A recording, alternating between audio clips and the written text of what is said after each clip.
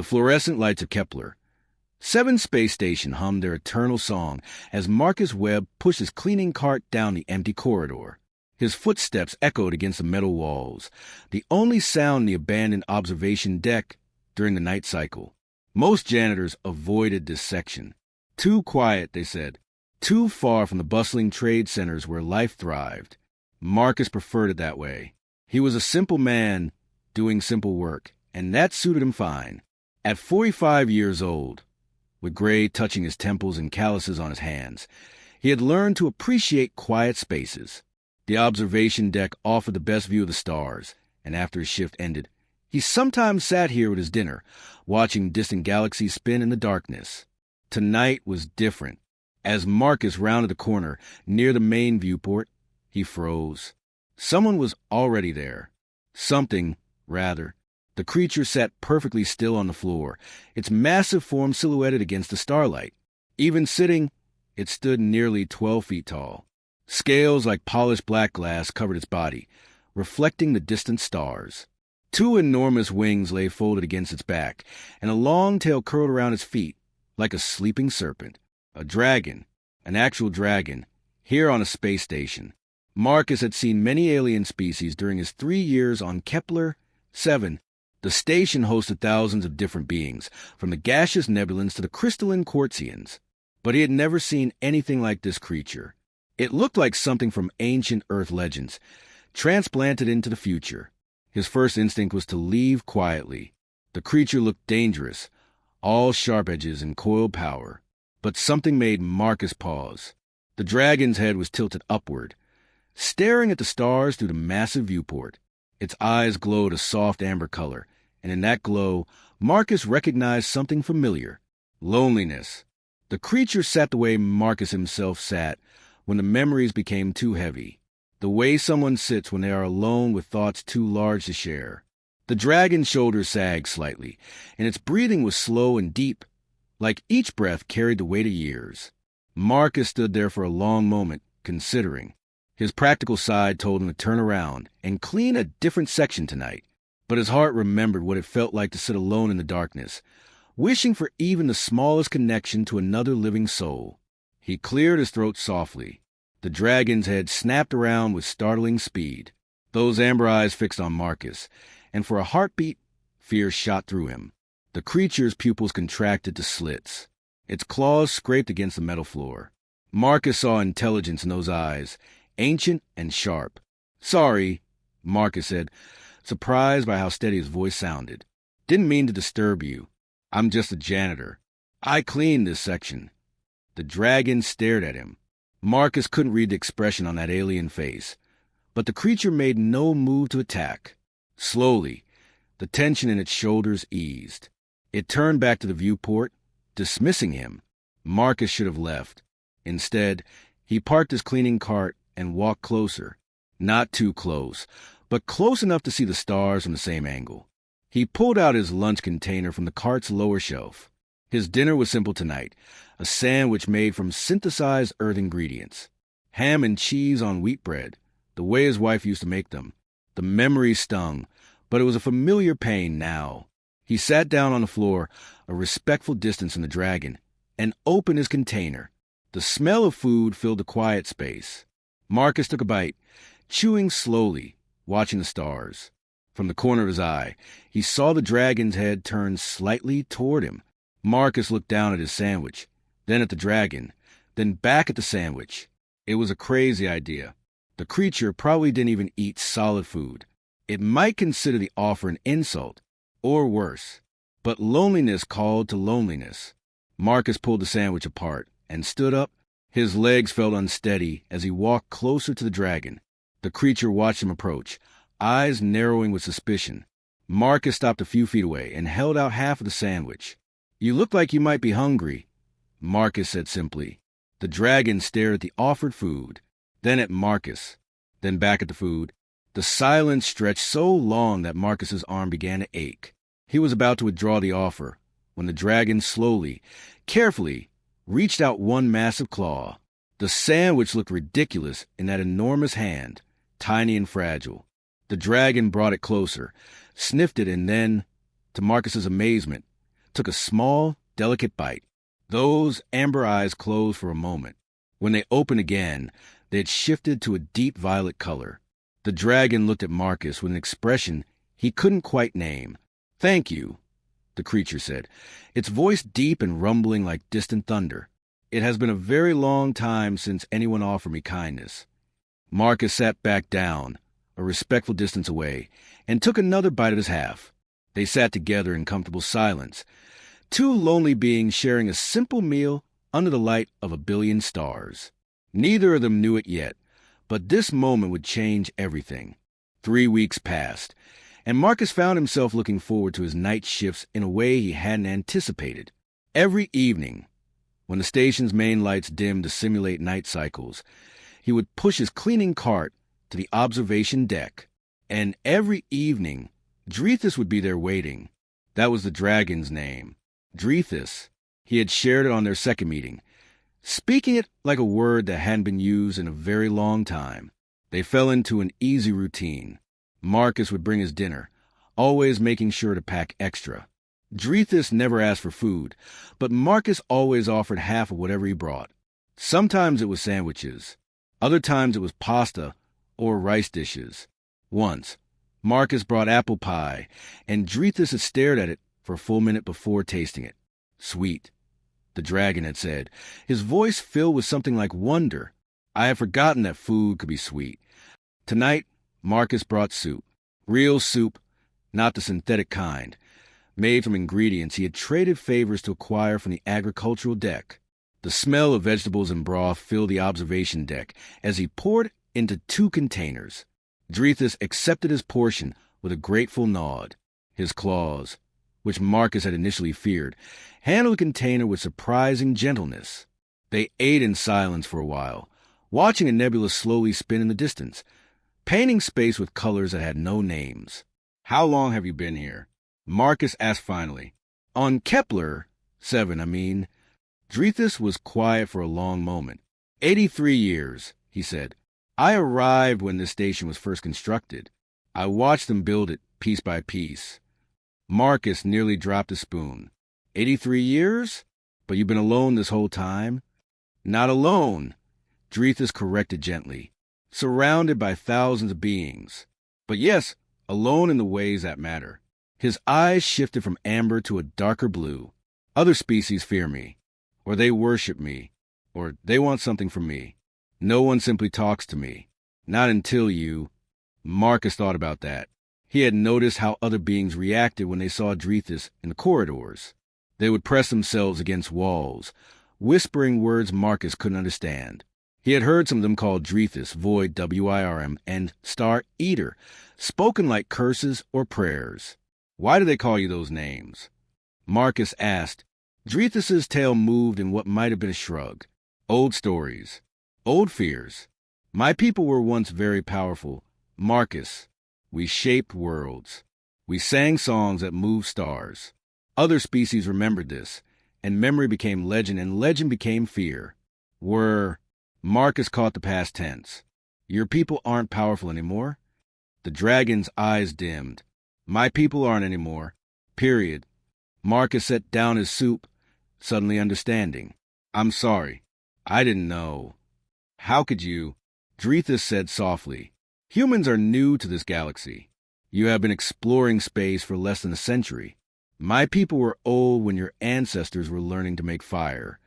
They sat in silence again, but this time it felt heavier. Marcus understood loss. He understood what it meant to carry grief that had no easy words. "I had a family once," Marcus said quietly. "A wife, a daughter. Sarah was 7 years old. She loved drawing pictures of stars, even though she had never seen real ones. My wife, Elena, she wanted to show Sarah the galaxy. So we signed up for a colony transport to New Terra." Drethus turned his full attention to Marcus, listening. "I was supposed to go with them," Marcus continued. "But my engineering certification hadn't cleared yet. They said I could join them on the next transport, just 3 months later. Elena said Sarah couldn't wait 3 more months to see the stars. So they went ahead." His voice cracked slightly. "The transport had a reactor failure. Everyone died instantly. They said it was painless. Marcus wiped his eyes. He had told this story to therapists, to grief counselors, to empty rooms. But somehow, telling it to this ancient dragon felt different. Felt right. I couldn't stay on Earth after that, Marcus said. Everything reminded me of them. So I came out here, to the stars Sarah wanted to see. I took a simple job. Cleaning. Something that doesn't require thinking too much. Something that lets me be alone with my thoughts. Drethus reached out slowly, carefully, and placed one massive claw on Marcus's shoulder. The touch was surprisingly gentle. We carry our dead with us, Drethus said, in memories, in habits, in the empty spaces they left behind. I understand this burden, my friend. I carry millions of them. Marcus looked up sharply. Millions? But Drethus had already turned back to the viewport, his eyes distant and unreadable. The next evening, Marcus arrived to find Station Administrator Kelvin waiting by his cleaning cart. The cephalon's tentacles writhed with obvious agitation. Marcus Webb, Kelvin said, his translator device rendering his speech in flat, emotionless tones. We need to discuss your association with the Draconis. His name is Drethus, Marcus said firmly. That creature has a complicated history, Kelvin continued. For your own safety, I recommend you avoid further contact. Marcus looked past Kelvin to where Drethus sat at the viewport, alone as always. The dragon's back was turned, but his shoulders were tense. He was listening. No, Marcus said simply. He's my friend. Kelvin's tentacles stiffened in surprise, but Marcus was already pushing his cart toward the observation deck, toward the lonely dragon who had been waiting 83 years for someone to share a meal with him. The delegation arrived on a Tuesday morning, though time meant little in the constant hum of a space station. Marcus was mopping the main concourse when he first noticed a change in atmosphere. The usual chaos of the trading floor had gone eerily silent. 7 beings walked to the corridor, and every alien in sight stopped to watch them pass. Marcus had never seen species like these before. One looked like living crystal, refracting light into rainbow patterns. Another seemed to be made of compressed starlight, barely holding a physical form. A third had skin like aged wood, with eyes that glowed green like ancient forests. These were the elder races, Marcus realized, the species that had been exploring the galaxy when Earth was still covered in dinosaurs. They rarely left their home worlds anymore, content to let younger species handle the messy business of galactic politics. So why were they here? Marcus got his answer that evening. He arrived at the observation deck to find it surrounded by security drones. His heart sank. Through the transparent walls, he could see Drethus sitting in his usual spot, but now he was surrounded by the 7 elder beings. They formed a circle around the dragon, speaking in languages Marcus's translator couldn't process. Sorry, sir, a security officer said, blocking Marcus's path. This area is restricted tonight. But I cleaned this section, Marcus protested, and my friend is in there. The officer's expression softened slightly. I know, but this is diplomatic business. Very old diplomatic business. You'll have to wait. Marcus waited for 2 hours, pacing the corridor, watching to the walls as the elders spoke with Drethus. The dragon's posture was different tonight. Stiff, defensive. His eyes kept shifting colors rapidly. Something Marcus had learned meant he was agitated. Finally, the elders filed out. They passed Marcus without acknowledging him, their ancient faces unreadable. The security drones followed them, leaving the observation deck empty except for Drethus. Marcus rushed inside. What was that about? Are you okay? Drethus didn't turn around. He stared at the stars, his massive body perfectly still. They came to check on me, he said quietly. They do this every few decades. Making sure I haven't caused any trouble. Making sure I'm still content to simply exist. I don't understand, Marcus said, sitting down nearby. Why would they care? The dragon's laugh was bitter, a sound like grinding stones. Because I am the last Marcus, the very last, and they want to make sure I remember my place. The last of your people, Marcus said gently. You mentioned that before. I'm sorry. I know what it's like to be alone. No, Drethus said, turning to face him. His eyes were deep violet, almost black. You don't understand. I am not the last because my people died. Marcus. I am the last because they left. Marcus frowned. Left? Left where? Drethus was silent for a long moment. When he spoke, his voice carried the weight of centuries. 500 years ago, my people achieved something incredible. We learned to transcend physical existence. We discovered how to transform our consciousness into pure energy, to exist as thought and light instead of flesh and scale. We could travel anywhere instantly. We could experience the universe without the limitations of bodies or time. Marcus tried to wrap his mind around the concept. That sounded amazing. It was, Drethus agreed. The entire species gathered on our home world for the great transformation. Millions of us, singing the final song together. One by one, we let go of our physical forms and became something more, something beyond. But you didn't, Marcus said softly. I refused. Drethus's claws scraped against the floor. They asked me to come. They begged me. They said it was beautiful beyond description, that I would love it. But I said no. Why? The dragon lowered his head. Because someone had to remember Marcus. Someone had to stay behind and witness what we were before we became something else. All our cities, our art, our physical history. It meant nothing to beings of pure energy. They were ready to leave it all behind, to forget the millions of years we spent as physical creatures. I couldn't let that happen. Marcus felt his throat tighten. So you stayed behind, alone. I stayed as a guardian, as a witness, as the keeper of memories that no one else wanted to keep. Drethus turned back to the stars. The elder races know this. They pity me, some of them. Others think I'm a fool for refusing transcendence. A few suspect I stayed for darker reasons, that I'm plotting something dangerous. That's ridiculous, Marcus said firmly. Is it? Drethus asked. I am a relic, Marcus. A living fossil. The last physical remnant of a species that chose to abandon physical existence. I walk these corridors, and people whisper the old names. Void, WIRM. Star Eater. They remember the legends, but not the truth. They fear what they don't understand. Marcus stood up and walked closer to the dragon. I understand, he said. I understand that you gave up everything to protect your people's memory. That's not foolish. That's the bravest thing I've ever heard. Drethus looked at him, surprise flickering in those ancient eyes. You stayed behind so your people wouldn't be forgotten, Marcus continued. You sacrificed your own chance at transcendence to be a witness to their history. That doesn't make you a relic, Drethus. That makes you a hero. The dragon was quiet for a long time. When he finally spoke, his voice was thick with emotion Marcus had never heard before. In 500 years, you are the first person to say that, the first to understand why I stayed. They sat together in silence, a human janitor and the last dragon in the galaxy, both keeping vigil over memories too precious to abandon. The alarm started 3 days after the elder delegation left. Marcus was in the middle of his shift when the entire station shuddered. Emergency lights flickered on throughout the corridors, bathing everything in red. His communicator buzzed urgently. All non-essential personnel report to your quarters immediately, a voice announced. We have a level 5 containment situation in Storage Bay 17.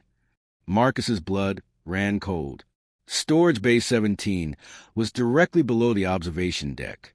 He abandoned his cleaning cart and ran toward the bay, ignoring the protocols. Something told him this involved Drethus. He arrived to find the bay surrounded by security forces and engineering teams. Through the observation window, Marcus could see something that made his eyes hurt to look at. A massive crystalline structure floated in the center of the bay, pulsing with light that seemed to exist in colors that shouldn't be possible. The air around it rippled and warped like heat waves. What is that thing? Marcus asked a nearby engineer. The engineer, a 4-armed Ranthian, didn't look away from his scanner. Ancient Draconis artifact. Been in storage for centuries, completely dormant. Until 3 days ago. Now it's destabilizing rapidly. Marcus's stomach dropped. Where's Drethus? The dragon? The engineer pointed. Over there, arguing with the station commander. Marcus pushed through the crowd. Drethus stood before Commander Vex, a massive cephalon whose tentacles writhed with agitation. The dragon looked smaller somehow, his wings pulled tight against his body, his head lowered. "You've been harboring this weapon for 500 years," Vex was saying, his translator rendering his speech in angry bursts. "On my station?" "It's not a weapon," Drethus said quietly. "It's a memory vault. It contains the entire history of my species before transcendence. Every thought, every moment, every piece of who we were as physical beings." "I don't care what it is," Vex snapped. "It's creating spatial distortions. In another 48 hours, it will tear a hole in this station that could kill thousands. We're jettisoning it into the nearest star." "No!" Drethus's voice shook the room. His eyes blazed red. The first time Marcus had seen that color. "That vault is why I stay behind. I am its guardian. If you destroy it, 5 million years of Draconis history vanishes forever. Better than 5,000 lives lost a day," Vex said coldly. Marcus stepped forward without thinking. "Wait! There has to be another option." Vex's multiple eyes fixed on him. "And who are you?" "Marcus Webb. I'm a janitor. But I used to be a military engineer before I came here. Let me look at the artifact. Maybe I can help stabilize it." "You?" Vex's tentacles curled in what might have been laughter.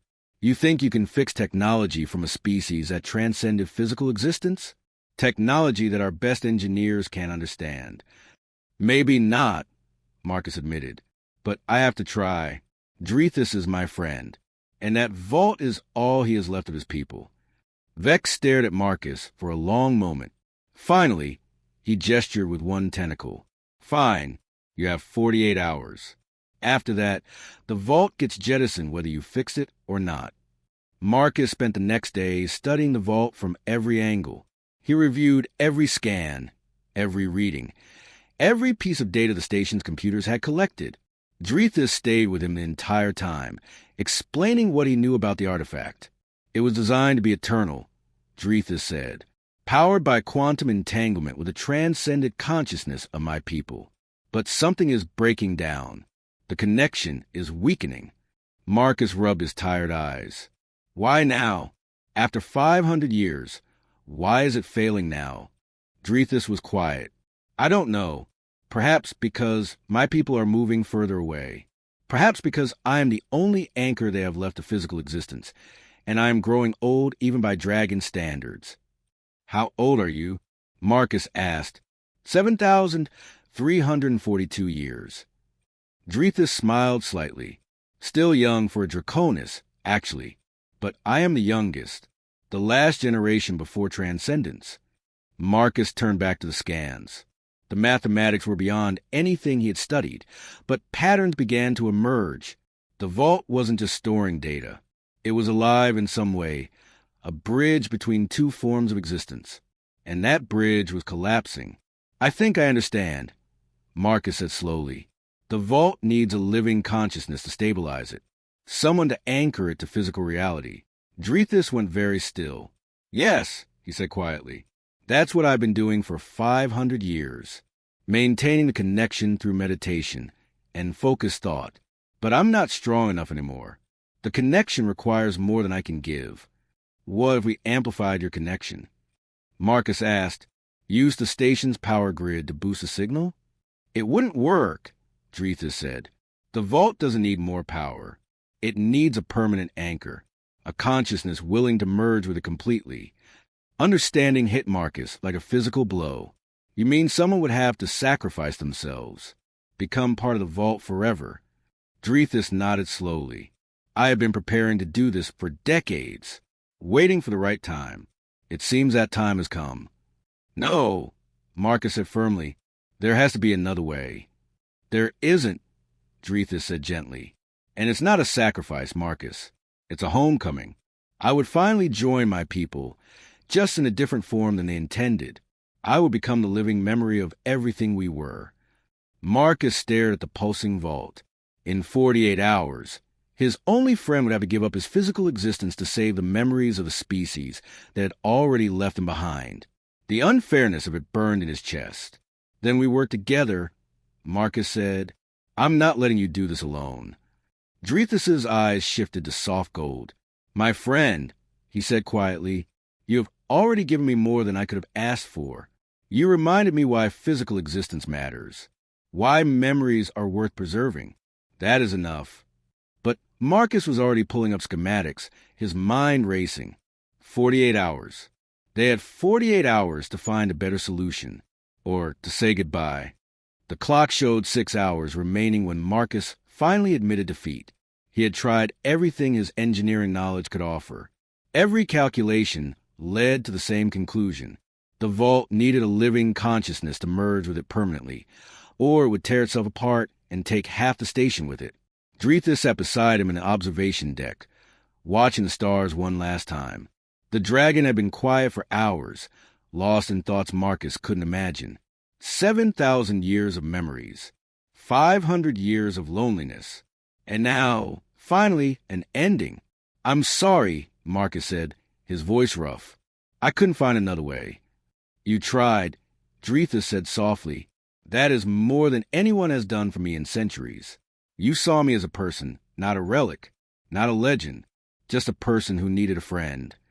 His eyes shifted to warm amber. You gave me something precious in these last weeks, Marcus. You reminded me what it felt like to not be alone. Marcus pulled out his communicator and looked at it for a long moment. Then he made a decision. I'm going to record everything, he said.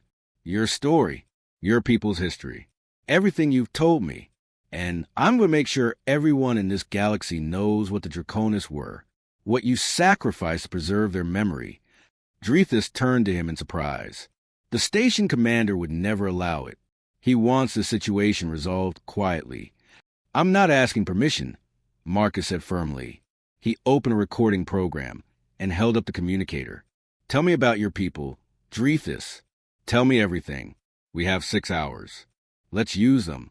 And so Drethus spoke. He described cities that floated on music and buildings grown from living crystal. He told stories of Draconis philosophers and artists, scientists and explorers. He sang fragments of songs that had once moved planets. His voice filled the observation deck with memories of a civilization that had touched the stars and then chosen to become them. Marcus recorded it all. Every word, every story, every precious memory that Drethus had carried alone for 500 years. When the time came, they walked together to Storage Bay 17. The vault pulsed urgently now, its light flickering like a dying star. Engineers and security forces lined the walls, watching nervously. Commander Vex stood at the center, his tentacles coiled tight with tension. It's time, Vex said as they entered. The distortions are critical. We proceed with the merge now, or we evacuate the entire sector. Drethus nodded slowly. He walked toward the vault, each step measured and deliberate. Marcus followed close behind, still recording everything. Wait, Marcus said suddenly. Before you do this, I need to do something. He pulled up the station's communication network on his datapad. His fingers flew across the screen, uploading the recordings he had made. But he didn't send them to the commander's office or to the security database. He sent them everywhere, to every public terminal on the station, to every personal communicator, to the galactic network that connected thousands of worlds. What are you doing? Vex demanded.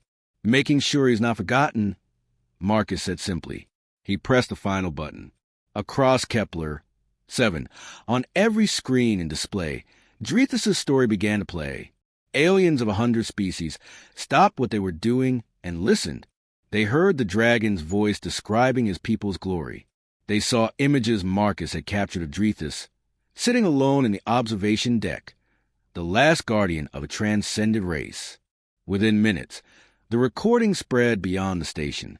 Ships carried the signal to nearby systems. The galactic network picked it up and distributed it across civilized space. By the time Drethus reached the vault, millions of beings were watching. You can't stop this, Marcus said to Vex. The truth is already out there. Everyone will know what the Draconis were, what Drethus sacrificed for them. Vex's tentacles trembled with anger, but he said nothing. What could he say? The damage was done. Drethus turned to Marcus one last time. His eyes cycled through every color Marcus had seen: amber, violet, blue, gold, and finally a soft green like new leaves. "Thank you, my friend," the dragon said, "for the sandwiches, for the conversations, for seeing me when everyone else looked away. You gave this old dragon a reason to remember why physical existence mattered." Marcus felt tears on his face. "I'll miss you. I'll miss you too. But I won't be gone, not really. I'll be here in the vault, keeping the memories alive. And now, thanks to you, so will everyone else." Drethus smiled, showing teeth that could have torn metal. Perhaps someday another lonely being will sit in that observation deck and think of the dragon who waited there, and they won't feel quite so alone. Drethus placed his claws on the vault. The light intensified, surrounding him in brilliance that made Marcus shield his eyes. The dragon's physical form began to shimmer, becoming translucent. His consciousness was merging with the artifact, becoming one with 5 million years of preserved memories. "Goodbye, Marcus Webb," Drethus's voice echoed, already sounding distant. "Thank you for sharing your lunch with a lonely dragon." The light flashed once, blindingly bright, and then settled into a steady, gentle glow. The spatial distortions stopped immediately. The vault stabilized, humming with peaceful energy. Drethus's physical body was gone, but Marcus could feel something in the air, a presence, a consciousness watching over the memories it had sworn to protect. Commander Vex examined the readings, his tentacles slowly relaxing. It worked. The vault is stable. He turned to Marcus, his expression unreadable. "You disobeyed direct orders." "Yes, sir," Marcus said quietly. "You broadcast classified information across the galaxy." "Yes, sir." Vex was quiet for a long moment. Then, surprisingly, one tentacle extended toward Marcus in what might have been a gesture of respect. "You also preserved the legacy of an entire civilization. The Galactic Council will want to speak with you. They're already calling for the vault to become a protected memorial site." Over the following weeks, everything changed. Scientists and historians came from across the galaxy to study the vault. They brought their own stories, their own memories of the Draconis from ancient texts and legends. The observation deck became a gathering place where beings of all species would sit and share meals, just as Marcus and Drethus once had. The station commander officially designated Marcus as the vault's curator. He gave up his janitor position and spent his days helping visitors understand the Draconis history. He told them about Drethus, about the dragon who chose loneliness over transcendence to preserve his people's memory. Every evening, Marcus would return to the observation deck. He would sit in his usual spot and unpack his dinner. He always brought 2 sandwiches, eating one and leaving the other beside him. It was a small gesture, maybe meaningless, but it felt right.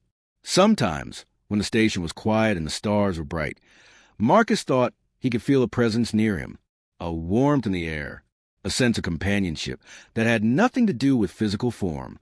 And sometimes, very rarely, the vault would pulse with soft green light, the color of gratitude and friendship. The galaxy learned a valuable lesson from a human janitor and a lonely dragon.